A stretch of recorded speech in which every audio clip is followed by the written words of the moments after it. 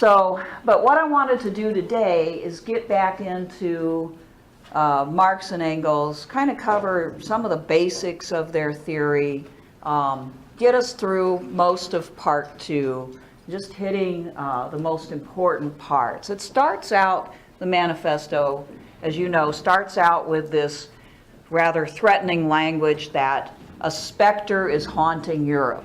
And this specter is frightening to the powers, as he says, the old powers of Europe, right? And in this way, the manifesto, which remember, it was a party platform written in London for the Communist League, a particular communist party that was trying to become more public, become more visible, right? It's a way of basically stating, here we are, and here's what we believe. At the same time, though, you see an awful lot of Marx and Engels' theoretical writing boiled down in it. So they use the occasion of writing this manifesto to also kind of condense their particular ideas into a format that the average person might be able to understand, at least by being told about it. The average person they were trying to obtain were generally illiterate, but people who were leading them would be able to use this as a guideline, as a way of saying, sort of boiling down what the communists believe theoretically, as well as a matter of a program. Okay. So that's why you weirdly get at the very beginning of the manifesto this discussion of history. If it was just a pure party platform, you wouldn't get much of that, right? It would be kind of beside the point. We'd start out with, here we are, communists, this is what we believe. But Marx and Engels start out with this very, very quick trip through history, the history of class struggle, which, remember, they took the basic idea of history moving through conflict from Hegel. They transformed it from conflict over recognition to conflict over property, right? Class conflict. And they see it in ancient Greece. So that's the reference to freeman and slave. Patrician and plebeian is a reference to the ancient Romans. Lord and serf and guildmaster and journeyman are economic relations of the feudal or medieval period, right? So basically what they're saying right at the beginning is the history of human beings has always been the history of class struggle. And we see it play out in ancient times, in medieval times, and now in modern times, their times, okay? So they want to show that history is moving forward towards this culmination. Their particular contribution to socialist/communist thought is this historical theory, right?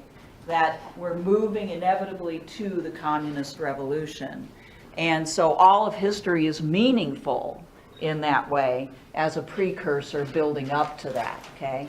We call that, and we already talked about this a little bit, dialectical materialism, right? It's dialectical because history is moving through this clash, the clash of classes in time over things, materialism, over things, over property.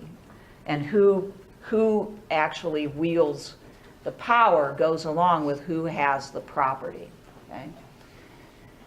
Now, underlying that historical commentary is an assumption, which they don't articulate in the manifesto, but it's assumed, it's in there in a sense, that when we are looking at any given society, we'll see things that aren't really all that important, but seem like they are, like their government. What type of constitution or government do they have? What language do they speak? What religion do they have, right? What kind of art and literature do they produce? Those things, they say, are superficial. They're a part of what they call the superstructure of a society. They come from a deeper, more important source, and it's that source that you always have to look at. The source has to do with, again, who has property. Okay. what group in society owns and controls the property, that's the base, okay? Their theory always comes back around to the things in the superstructure are determined by the base, okay? In other words, you know, what we really want to know when we look at American government, to get to something that we all have some familiarity with, is who are the wealthiest people, who are the people in the society that own as the most property. That is inevitably, from the Marxist position, going to tell you who's really in charge of the government and who really is benefited from the government, from the structure of the government. Which seems counterintuitive, since we live in a sort of liberal democracy, it's representative. But books and books and books and books and books have been written about how governments such as ours really serve the interests of the economic elite, okay? In medieval times, who benefited was a little bit more clear. The king, the queen, the nobility, right? So in modern times, we have representative systems, but Marxists, and Marx and Engels argued that they also serve the interests of the elite. And therefore, the assumption is democracy is not really, it's a form without content. The content still lies with those who own the things, all right? So many historians spend a lot of time focusing on the superstructure, but Marxist historians spend much more time focusing upon class, labor relations, you know, the influence of wealthy people and corporations on the political process and things like that, okay? Does that make sense so far? Okay. So they usually say we need to cut through all of that and zero in on where the control really is. And the base of society, if we go a little bit further, not even just asking who has the property, who is the wealthiest, but what is their wealth based upon, we get to the real roots of the problem, right? So in feudal times, production was agricultural, and so the wealthy people were the people who controlled the land, right? But capitalism overturned all that. You don't need a lot of land. In fact, now you only need your own home and a computer to make a lot of money. So land is irrelevant, but it becomes something else. Maybe those who own technology, right? Those who control communications, okay? But anyway, we look at how things are produced and then who controls those means of production. And again, the Marxists then can find who actually controls the superstructure. Okay? All right. The function of the superstructure, according to Marx and Marxists, is sort of organic in a sense. It's not some sort of diabolical plot where everybody gets together and decides, well, let's make a religion and a culture that's sustain us and kind of give us cover. But the superstructure grows up around the priorities of the people who have the wealth. And it won't contradict those priorities. So you're going to have religious beliefs that don't basically argue against their power or don't argue against their source of power. So in a way, they see much of the superstructure as enforcing the status quo, giving people with power cover, and a sort of smoke screen that's hard for people to see through. So that Marx spent a lot of time talking about class consciousness and the need for class consciousness, and he said people don't have class consciousness because their vision is obscured, they don't see their oppressors because they're too busy thinking about the superstructure, right? So it's not as conspiratorial as it sounds, but these things grow up around the people who have the power to control them, okay? Who, after all, is donating to the churches and the charitable enterprises, and who's making campaign contributions, and that kind of thing is what they would ask, okay? All right, so well, we've kind of already talked about that in the example, but I'm sure you've probably run into this type of interpretation of the American founding. What would the Marxist interpretation of the American founders look like? How would they view somebody like James Madison, Alexander Hamilton, Benjamin Franklin, all of those great founders? They would probably argue that it wasn't like an ideological battle. It was more of an economic battle. They formed the Constitution in a way to benefit themselves and line their own pockets, I guess. That's pretty much it. I mean, that's pretty good in a nutshell. The Constitution was devised by property owners to safeguard private property because they had the property. So, I mean, and property is a sacred right in the U.S. Constitution, but the Marxists will look at, well, who wrote the Constitution and who had the property? And of course, at that time, lots of people didn't have very much property. Now one could argue it's actually more people have at least some property than they had back in those days. But they would see it as very much a class thing, and many of them point out that the founders came, generally speaking, from a class of people with money who were literate, who had the wherewithal to actually go to the Constitutional Convention, for instance. Not everybody could do that.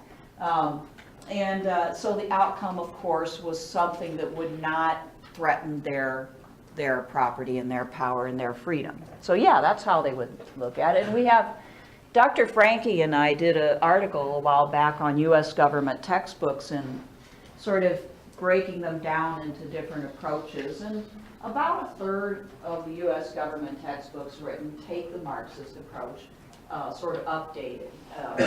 Michael Parenti wrote a U.S. government textbook that takes that approach. They generally tend to give you the various theoretical points of view about the founding, but then they emphasize one or the other. About a third took a completely different sort of standard traditional view, and there was another one that was more, I guess you might say, sociological, anthropological. It was interesting. But when you read a U.S. government textbook, you're likely to get an approach, and in some cases that is the Marxist approach. So that's what you get when we're talking, when you read about the founders as a sort of economic class. That's what that is. So in this view of the superstructure, ideas even are products of the ruling class. So that's kind of what I've already been talking about. So the ideas of the American Revolution and the French Revolution, for instance, were about protecting bourgeois property, freedom, and rights. And Marx and Engels make a big deal of this in the second part of the manifesto, that, you know, when liberals talk about rights, they're talking about bourgeois rights. They're talking about the rights of the wealthy, not the rights of everybody. They make a big deal out of the idea that people are fooled by that, by the idea of equal rights, but they don't actually have equal rights. Okay. All right. I feel like this is, yeah, okay, never mind. I'll go back. I felt like I was in the wrong spot, but I'm not. Okay. So, what was going on at Marx and Engels' time was Industrial Revolution. And so even though they spend a little bit of time dealing with previous history, they quickly launch into what's going on at their time. Two different things feature very largely in the manifesto. One, industrial production and how dehumanizing it is.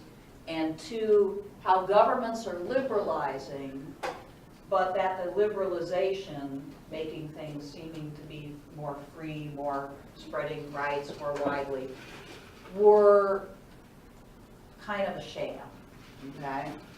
So in the industrial production, there was a great promise of efficiency and, mass production. But the reality was at that time, there was a lot of poverty, and a lot of people who were underemployed and unemployed. We talked a little bit last time, I think, about the working conditions. And so there were very stark class differences. There really wasn't much of a middle class at that time. You were either rich or you were poor. Governments were starting to liberalize, meaning, for instance, that they were starting to drop property requirements for voting, or reducing the property requirements, so that you could actually vote whether you owned a certain amount of property or not.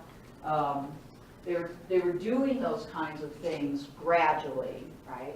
And many people at Marx and Engels' time were saying, hey, this is going on, people are talking about making things more democratic. We need to reform in this way. We need to encourage this. We see a pretty strong argument in the manifesto for not going that route. He disagrees with socialists and other authors who think that you can get there through democratic reform, so we just need to make sure more people vote. He's pretty skeptical about whether democracy, even if it is real, can ever lead to anything productive or more like communism, because who controls the elections? In his mind, capitalists do, see, so anyway, those two things are featured in the manifesto. Capitalism is represented as progress. Why? Why do you think? Capitalism is a stage in the trip to the communist revolution. It's the final stage before the communist revolution. They depict it as pretty terrible and alienating, but at the same time, it's got some benefits. What are they? Innovation it can make your life easier. Okay, I mean, they were spending a lot of time thinking about how to mechanize, how to produce things better, more efficiently. Since it makes people miserable, they'll just eventually get fed up and then they'll revolt, and then that leads to communism. Yeah, I mean, both of those things are true. Both of those things are true. The capitalism had invented this incredible technology, factory production, mass production, that could be used potentially to benefit everybody. If it was done rightly, if it was managed rightly, if the things that were produced were things that people needed and they were distributed well, you could use that technology. So communists were not about destroying factories. Some of Marx and Engels didn't advocate that anyway. Some of them were. Anarchists in some cases too. But so that's the benefit of it. It provides the infrastructure. They don't want to get rid of that. What they say is the capitalists don't know what to do with this. This is an incredible tool that could be used to make humanity better, to make life better for a lot of people. It's not being used right now because it benefits a very few, and they go into the illogic of that. But also, as you pointed out, the people who are working in these factories, if they can do so, are oftentimes in danger. They work long, hard hours, they get paid very little, and so they're extremely unhappy. They call that the immiseration of the proletariat. It makes people so unhappy and so miserable and so insecure that they felt they'd get pushed to the edge of desperation, and then this would make them more or less willing to fight.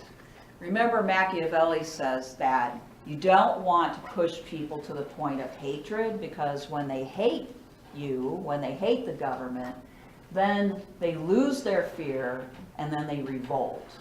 So Marx and Engels are kind of counting on that's a quality of capitalism and the particular kind of production that will lead to the communist revolution. That's why it's the final stage. It gives you the infrastructure and it gives you the motivation. And I guess a third point that they make is that the capitalists are very, very few and the proletariat are very, very many. Capitalists, they say, continue to eat each other up. They gobble each other up. They take each other's businesses over. Businesses get bigger and bigger and bigger until pretty soon the ownership class is quite small and everybody else is, the vast majority certainly has numbers on their side. And so it becomes easier to see who has the property and how to take it, okay? So it's all weirdly good. Capitalism is a necessary stage, and it's one that, by the way, Russia and China both skipped. And this is part of the problem with trying to figure out whether Russia and China are actual good examples of communism, as Marx and Engels would see it, because they skipped that stage. Then once the takeover happened, in the case of Russia, they tried to industrialize really fast, and it was a disaster. In the case of China, they tried to adapt communist ideas to the peasant class, and it was its own disaster in a different way. So that video that I'm asking you to watch will at least outline the situation in Russia and how that happened, and then how it was undone. So you can see an example of how communism fared in the real world as opposed to in theory. Okay. Marx and Engels quickly come to their world today. They talk about how capitalism has simplified class relationships into these two camps, the bourgeoisie and the proletariat. The bourgeoisie are the wealthy, the proletariat are the working class, and this makes things relatively easy, whereas before in feudal society you had lots of people to take aim at. If you were poor, you had your lord, you had the guys that were working for him, you had the local duke, you had the prince, you had the pope, the bishops, it was difficult, in other words, to decide who was oppressing you. Whereas with the simplification of classes in capitalism, you can see your oppressors. Okay. All right. They talk about alienation quite a bit. This is a word that's sometimes translated estrangement. You know how when you're estranged from a family member, you don't talk to them anymore. It's very uncomfortable being around them. You don't really know them. Well, alienation has that feel to it. What they're describing when they talk about alienation in capitalism is more than just poverty. They acknowledge that right up front. One form of alienation just is poverty. Poverty is produced by, they say, the capitalist takes almost all of the value of the products produced in these factories and gives back the worker very, very little. So that's an alienation from the profit, okay? But there's other forms of alienation that are even maybe worse. And this idea that labor and the workers become commodities in capitalism, okay? Commodities meaning things to be bought and sold. Your labor, I know it's kind of, like we do this all the time now, this is the way we all live, so it's kind of hard to imagine it being different, but in the feudal period, you could argue, maybe somewhat romantically, that you were selling your, you took your product, whatever it was, let's say you're making swords, so you buy the raw materials and you've got your anvil and your forge and you make your swords and you go to the market and you sell them. And this can be a source of pride because of, the relative skill you have at sword making compared to somebody else. In capitalism, you go into the employer's office and you say, I need a job, and he says, okay, you use the screwdriver and screw in this bolt, okay, do that. And this was the way factory production was in particular back then, very monotonous. You no longer have any control over what's made. So basically, you become a part of the machine and you're just selling your labor. You're not selling the product, you're literally selling your time, right? And that changes, they said, people's feelings about themselves. It's alienating. It's dehumanizing would be another word to use. So people in that system, they said, would feel as though they were a part of the machinery that they were working with, right? That is reinforced by the fact that if the capitalist could figure out how to make better machinery, he could get rid of certain workers as unnecessary anymore. If you previously did the job of taking the package from one, from, let's say, the cart to the conveyor belt, so they figured how to improve the conveyor belt so that it could pick up the package and convey it right from the cart, then they don't need you anymore.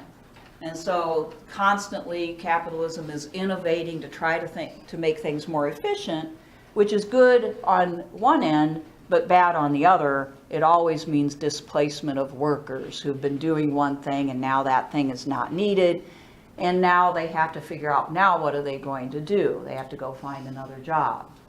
And so this sense of monotony was further enhanced by the repetitiveness. This is, I believe, a picture from an old textile factory.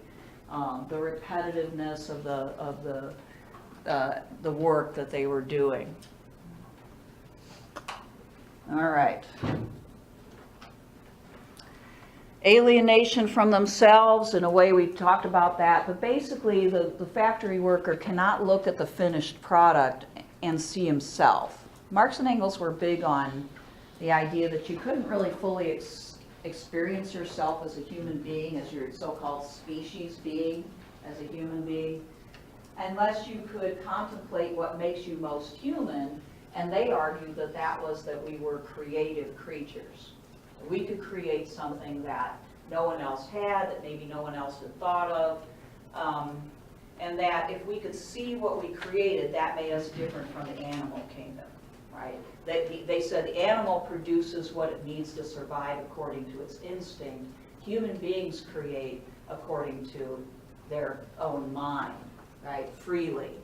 And factory labor takes that away. So at the end of the day, if your factory has been making crates, but you have simply been, I don't know, boxing them, or maybe bolting one corner together, you're not going to be able to step back and take a look at that and say, I made that. So it alienates you from the product, not being able to see yourself in it.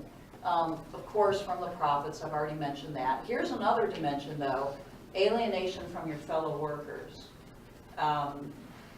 What they say there is that in capitalism, you're always competing, right, with other workers. Competition is the name of the game in capitalism all around. And certainly in the workforce, you're up against everybody else. If you can work harder and longer and faster than the other person, you may be even able to, they may be able to eliminate that other person, right? If you're bigger, if you're stronger, you're going to be more successful.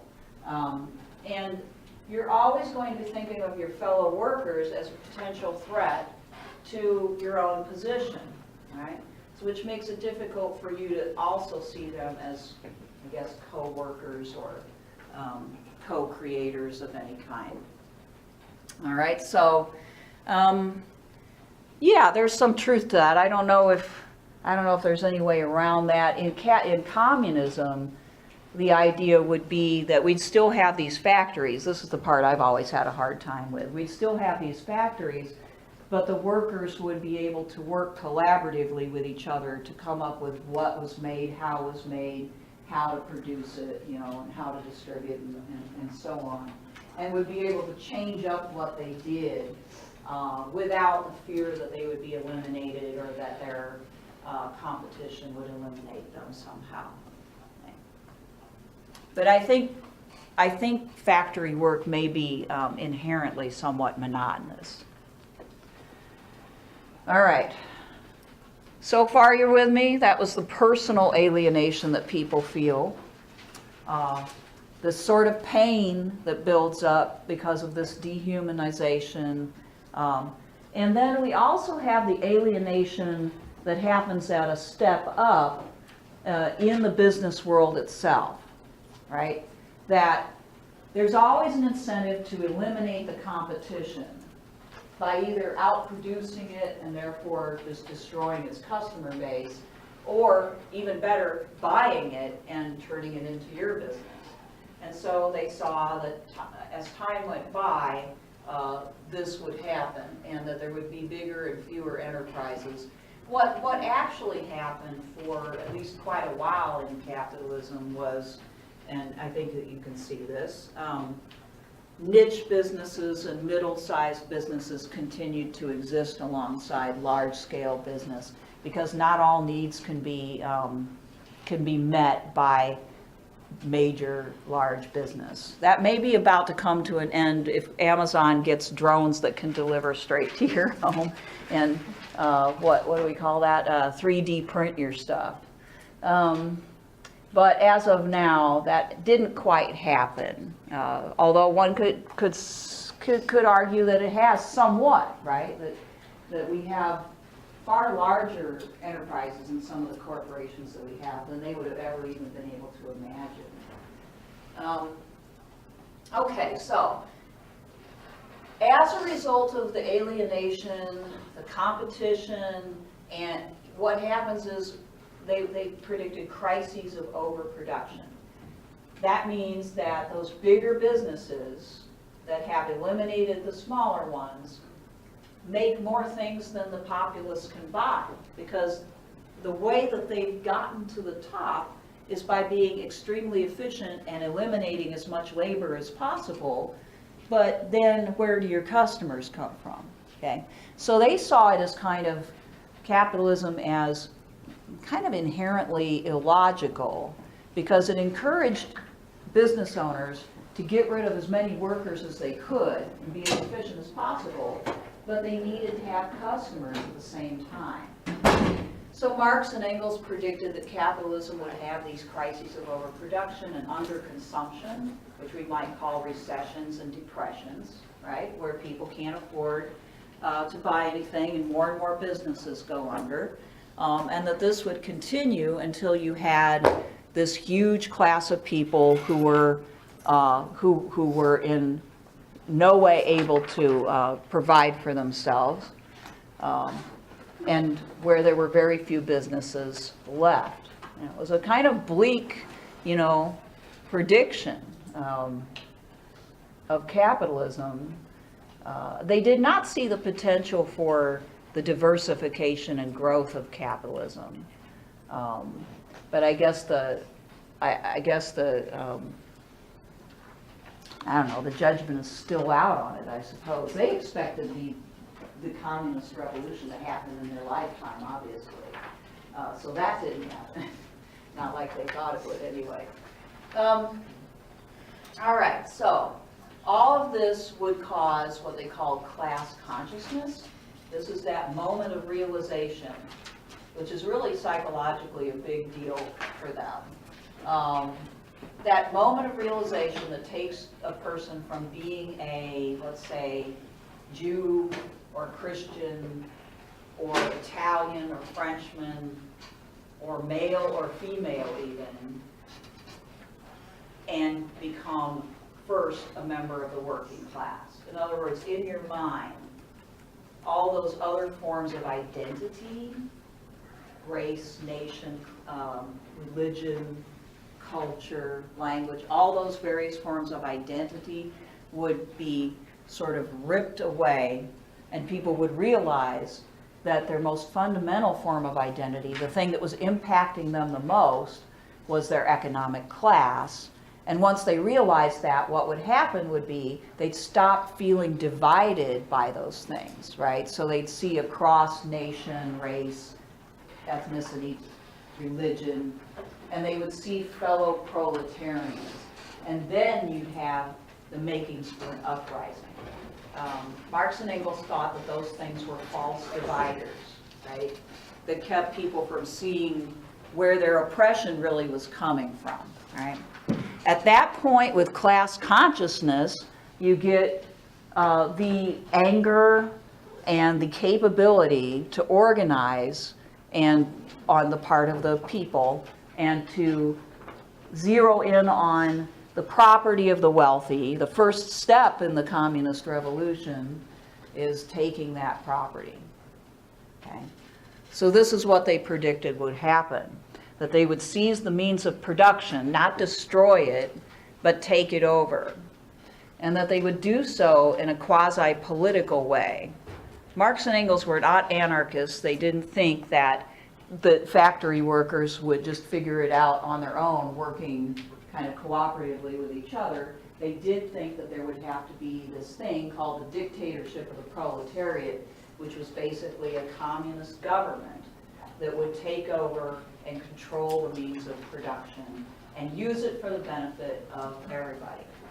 After a while, they thought they would no longer have to take draconian measures to control people because all the wealthy people would be eliminated in one way or the other. But for a time, and they don't say how long, that political power would have to be wielded in order to establish the communist system.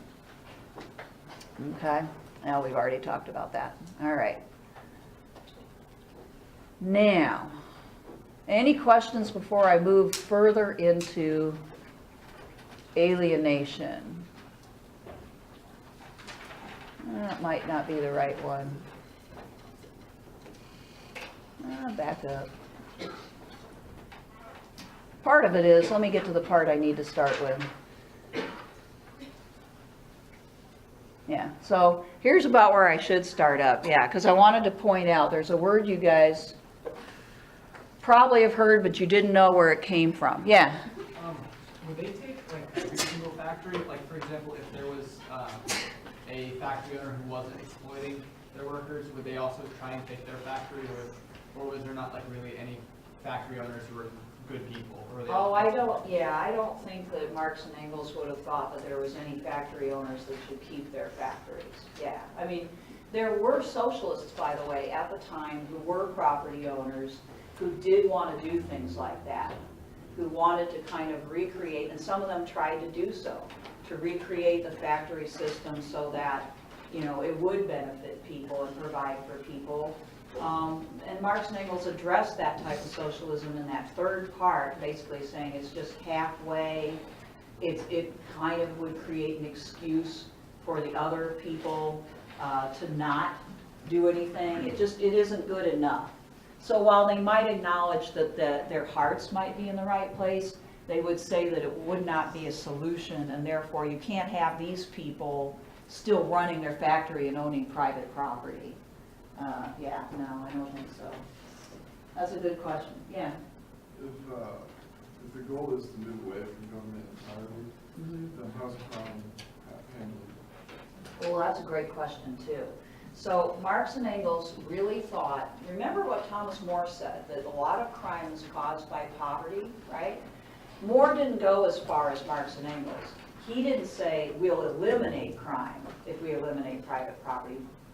You know, there would still be some crime, but it'd be a lot less because you'd have no crime caused by desperation. Marx and Engels, because of their thinking about history the way they do, believe that human beings are products of their particular time and place. And if you put them in a particular environment, you will get one set of behavior. And if you change that environment, you get another set of behavior.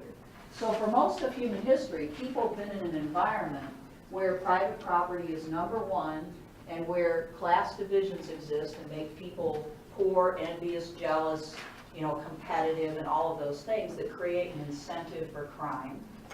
But if you change the atmosphere greatly, you rearrange the economic system entirely, Marx and Engels thought there would be no crime. Okay, and that is another big difference between their vision and actual communist systems that did not really change that much. You know, there were still classes, there were people who had power and people who didn't. Not everybody got the same thing. There was a great deal of insecurity, and there was still crime. And of course, the number one crime in real communist systems was not being a communist, right? But yeah, Marx and Engels thought we could become basically new, you know. We could recreate ourselves by changing our environment, teaching people differently, eliminating money eventually, eliminating private property. And it might take some time, but you get a new type of person. The early communists who took over the Soviet Union called that the new man. And they had, you know, incredible murals of these wonderful, heroic, very athletic looking people, you know, healthy, robust, active people doing work in this new communist society. So their artwork depicted this vision of the new man, but their actions didn't follow it. But yeah, personally, I doubt if we could ever completely eliminate crime, because mental illness is a problem in any society, and there's always going to be people who have those kind of problems, right? Even if you could eliminate all poverty and insecurity and envy and class conflict, I don't know if you could eliminate that. And then you need to have some way of dealing with that. Marx and Engels envision a time when you won't have to have like government enforcing laws. Yeah, that's hard. That's hard to imagine. I'll grant you that. I put this up because, again, you know, it's a word that is being used quite a bit now, and I just always wondered if students knew where it came from. Bougie. So it's just short for bourgeois. It means rich people or highfalutin people, people who are too fancy for you or me or whatever. Okay, so on to part 2.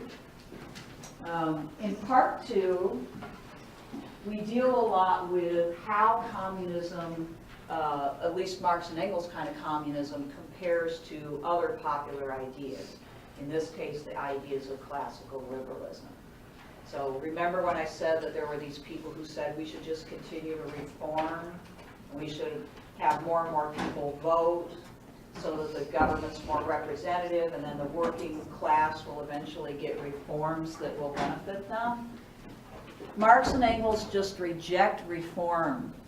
They do not want to go there. And so in part 2, they specifically tackle some of the big ideals of classical liberalism that they believe are, again, smoke screens, not real, not really going to work, okay? Now, the term classical liberalism may or may not be familiar to you, okay? But we're not talking about liberalism in the sense of left-leaning, okay? Not like today's liberals, left-leaning. We're talking actually more about something that's maybe a little bit more identified with conservatism anymore, and that is the ideals of people like Adam Smith, Jefferson, well, maybe, James Madison, John Locke. Locke was the English philosopher who adapted social contract theory in a more liberal direction in the 17th century. Locke was a major source of inspiration for James Madison as he constructed the Constitution. Thomas Jefferson was a little bit more, I guess, what you would call left-leaning in a way. He was an agrarian Democrat. He believed that people should stay close to the land and that manufacturing was kind of evil. So he's a special case. He thought that you couldn't be a good citizen if you weren't independent, and it took actually being able to provide for yourself actually on a farm to really have that level of independence. But Adam Smith, as you know, father of the idea of the invisible hand, right? That the economy, the free economy, where everybody makes their own private decisions, actually ends up benefiting everybody through increased productivity, right? So it's these types of thinkers that Marx and Engels would be thinking of in their attack on classical liberalism, all right? We're talking about individualism, private property rights, legal equality, different ideas like that, right? Okay, so classical liberalism gets started in the 17th and 18th century, and these are the ideas associated with it, that people need to be represented. They need to be able to elect representatives that are accountable to them. They can't just trust somebody like a monarch or a bishop or a pope to make decisions for them. And so we need to have these regular elections so we can change government. Government needs to be limited by a constitution, meaning it, like in our constitution, there are certain things it's not supposed to do that we've taken off limits, like our freedom of speech, freedom to worship as we choose, and so on, okay?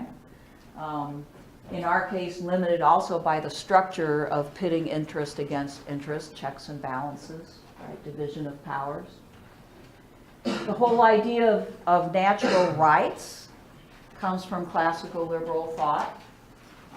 That's the idea that you're born with inalienable rights that should not be violated by government and actually constitute a reason for revolution. If the government violates your rights, that becomes your reason to revolt. And in fact, we have a right to revolution, right? That comes straight out of Locke. Self-interest is also associated with classical liberalism, as in Adam Smith's idea that if we follow our self-interest, we benefit not only ourselves, but everybody around us, right? And that self-interest is not bad, especially if it's rational self-interest. That we become more productive if we have an incentive because we're making a profit, right? Or we have an incentive somehow to work, right, and to build up our wealth. And so we have a right to private property to do that, because if we don't, there's no incentive to build up that wealth. We can't exercise our self-interest. We have to have free trade in order to do that as well. So generally speaking, classical liberals don't like what we call mercantilism, or some sort of, the more the government controls trade, the worse it is for the classical liberal, because it reduces people's opportunity to freely interact, which is what they think is going to grow the economy. All right? So all of that just by way of introduction to Marx and Engels' dislike of and attack on classical liberalism here. They also do take aim at cultural stuff in bourgeois society too, like monogamous marriage, the idea that individualism is the way to go, that we should express ourselves as individuals and think of ourselves first in a way, and the idea of high culture, as a product of capitalism, that the wealth of capitalism goes to create these great monuments and works of art and plays and operas and novels and all of these things. So they take on all of that as well. So I want to spend a little bit of time going over some of their arguments, some of the specific ideas from classical liberalism that they attack in the second section. Okay. Marx and Engels say that liberals claim to give us freedom, classical liberals, but where is the freedom? Okay. Workers are told that they live in a constitutional state where they have certain freedoms to worship, to talk, to say what they think, perhaps. Not too much back then. There were actually a lot of restrictions. They should have known, because they kept getting chased out of countries, right? But to the extent that liberals were trying to reform things, that was the promise. And Marx and Engels basically answer, workers don't have real freedom. Even if on paper it says that they can say whatever they want, if you're working in a factory from sunup to sundown and you're poor and you can't hardly get by, and you've never gotten an education so you can't read, what does freedom of speech mean to you? Okay. How is that important if you don't exercise it or can't, right? So it sounds good, and this is just their constant refrain. It may sound good on paper, but who really has the freedom? And they'll always point back to the wealthy. They'll say it's the wealthy who have the freedom. They're the ones who are free because they have the leisure, they have the education, they don't have to work all the time, they can actually enjoy those freedoms, okay? So they actually argue true freedom comes only with a classless society, when people aren't oppressed, when there is no, I guess you might say, carrot and stick, but mainly stick approach, making people keep their nose to the grindstone, keeping them away from opportunities to form themselves and to become actually citizens. Okay? The working class were not really citizens, even if they were on paper, they said. Okay? And if you have that kind of freedom that comes from a classless society without oppression, they said, well, then you wouldn't need some of these other things. Like, you wouldn't need to proclaim your individualism, because the way that they looked at it was, individualism was a sort of claim you made against other people. Don't step on me and my rights and my self-expression because you want to, right? Because we're living in a very competitive society, right? If you didn't live in such a society, you wouldn't even feel the need, you wouldn't probably have that thought. Okay? Same thing with rights generally. They argue that rights are claims you make against your fellow citizens. You assume that your fellow citizens, your fellow man, will take away your freedom and your rights to I should say, maybe religion or freedom of speech, right? And so, if you don't have the competitive society, if people are kind of on the same page, you may not have that thought. You may not have to make claims and lawsuits to try to protect your rights if people aren't trying to take them from you, okay? Private property, well, you won't need private property if you live in a classless society where people cooperate. Yeah, liberal, we'll see this a little bit. Yeah, we'll see it pretty soon. Liberals would argue that without private property, you don't have the basis for actually survival. And so you can't be free without it.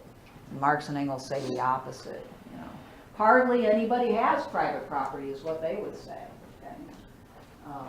The vast majority of people don't have it, so it doesn't provide any freedom for them. All right. Well, let's look at property in particular here. That B is just so that I can find my place in the text here, so that's a note for me. Let's see. They say, we communists have been reproached with the desire of abolishing the right of personally acquiring property as the fruit of a man's own labor. That's straight out of Locke. Which property is alleged to be the groundwork of all personal freedom, activity, and independence. And here's their answer. They say, hard-won, self-acquired, self-earned property?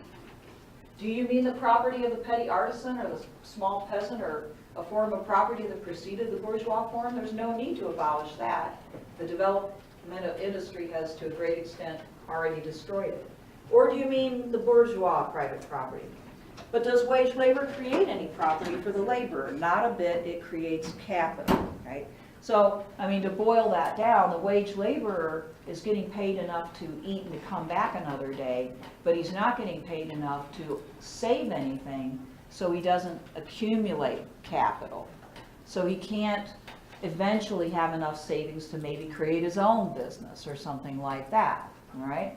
So there is no private property, and therefore the right to it is kind of moot in their view. Okay? Here's how they handle individualism. They say, in bourgeois society, capital is independent and has individuality, while the living person is dependent and has no individuality. That's interesting, isn't it? Individuals, people are being treated like cogs in the machine. The capital itself, the enterprise, has the personality or individuality. And they go on, they say, and the abolition of this state of things is called by the bourgeois abolition of individuality and freedom, and rightly so.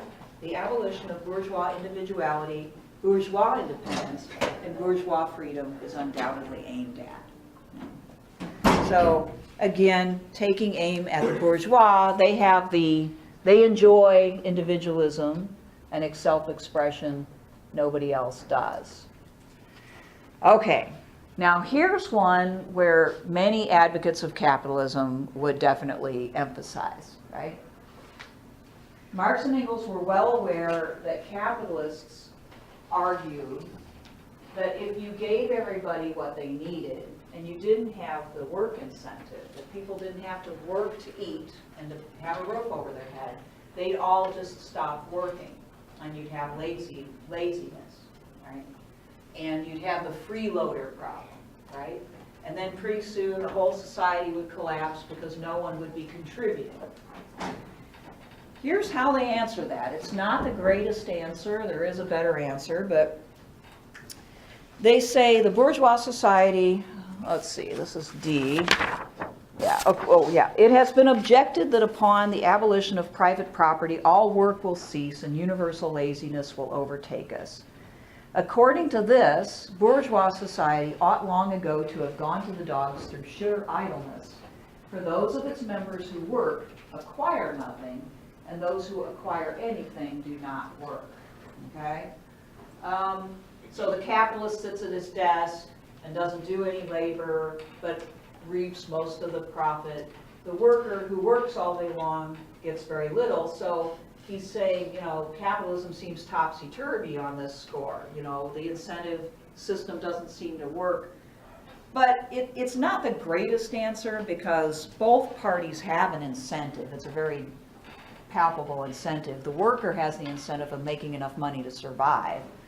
And the capitalist has the incentive of making more money. It works, okay?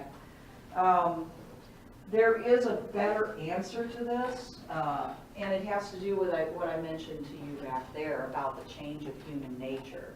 Marx and Engels thought that if you did this type of thing in a capitalist society, if you just started to give people enough money to live on, that many of them would stop working because they were still imbued with capitalist mentality.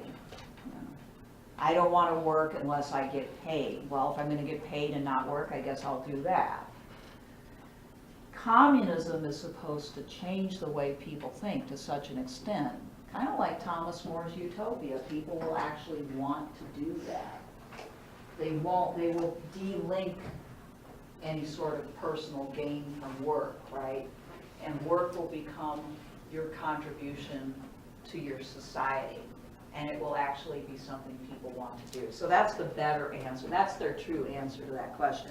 But there are times in the manifesto where Marx and Engels are just taking pot shots at capitalists, and that's one of them. Because they want to get people angry, and there's nothing that makes people angrier than thinking about the wealthy capitalist sitting at his desk, just reaping the profits made on the backs of everybody else. All right. They also address these cultural concerns, and these are interesting because there were the rumors about communists amongst the non-communists, the capitalist class, where the communists were immoral, that they were deeply immoral, that they didn't care anything about, you know, sexual morality. They particularly wanted to abolish marriage. They wanted to have free love. Everybody would just be, I guess, fornicating all the time. And so this picture was in people's heads, you know. And Marx and Engels do take it on. And it's not like 100% a denial, okay? But they try to make their point about it. They say, on what foundation is the present family based, the bourgeois family? On capital, on private gain. In its completely developed form, this family exists only among the bourgeoisie. And then they go on to say, the proletariat have no real family because they're all working so hard. They have no family life. Even their children are working if they can. And some of them engage in public prostitution, right? And they start making sort of snide, you know, comparisons between the proletarian prostitution and the bourgeois prostitution, where women marry in order to basically enrich themselves and gain status in society. And then they also take pot shots at bourgeois men who have affairs, and they say, well, now what, what's going on there? Do you really believe in monogamous sacred marriage when you have this level of corruption? They just sort of make that charge. They don't attempt to prove it, but so there's a moral equivalency argument going on.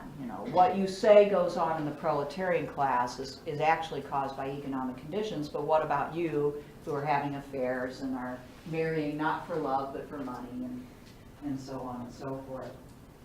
They end up saying that they will abolish marriage, though, that they do not want to have traditional marriage. They want people to be able to be with other people as long as they want to be and no more. So they do want to abolish that. Not so much in the manifesto, but in other writings, they did make the point that marriage tended to oppress women in particular. Marx and Engels weren't feminists by any means, but they did make that point that the laws of marriage greatly favored men. When women came into a marriage, they lost all their property. If they had any inheritance, it became their husband's. And there was no going back. They didn't get it back when they were divorced. The husband was the legal owner of all that property. So capitalism worked not so well for women in marriage. They also talk about the education of children. There was a great fear that communists would, take people's children away from them and educate them to be communists. And basically, Marx and Engels confirm that. In other words, what they say is bourgeois people have been educating their children to be good capitalists. Why can't we educate their children to be good communists? Okay? They recognize the power of education, and they did think that you had to institute some sort of public education that require all children to attend that would develop a new set of values in people. So they very much saw education as a part of that. They just basically said, to the bourgeois, what are you thinking? You've been filling kids' heads with propaganda too, and it's been harmful propaganda, so we'll replace that with less harmful, beneficial propaganda. Okay. Let's see. Now we've talked about that. Yeah, this is another way of saying what I've already said. The bourgeois see their wives as instruments of production, right? That what they meant by that was that literally marriages happened so that you could join money together, and that is a thing. That was a thing. And women were seen as producers of heirs, right? So, if a woman's chief responsibility was to produce children, and hopefully children that could continue to carry on the family business. And in particular, since most of the time the laws favored the first male child, all the property would go to the first male child in the system of primogeniture. And so it concentrated, it kept the property concentrated. So women were, it wasn't just Henry VIII that wanted to marry a woman who had a son. All right. Let's see, is there anything else I need to say? One more thought that comes out in here is, remember how I said that, people are divided by national and ethnic and cultural identities? At the end of the process, Marx and Engels predict that those national differences will disappear. They say national differences and antagonism between people are daily more and more vanishing owing to the development of the bourgeoisie, to freedom of commerce, to the world market, to uniformity in the mode of production and the conditions of life corresponding thereto. That's globalization. And so that's kind of, weirdly enough, got some legs to it. Globalization, I think almost everybody can agree, has eroded those national identities, right? And that's part of what we're dealing with right now. Now they saw it as a good thing because we'd all be one step closer to the communist revolution. It may not be so good, I don't know, but at any rate, I guess I better stop, and whatever else I need to do, I'll do Tuesday, and then we'll, like I said, we'll have our review on Thursday.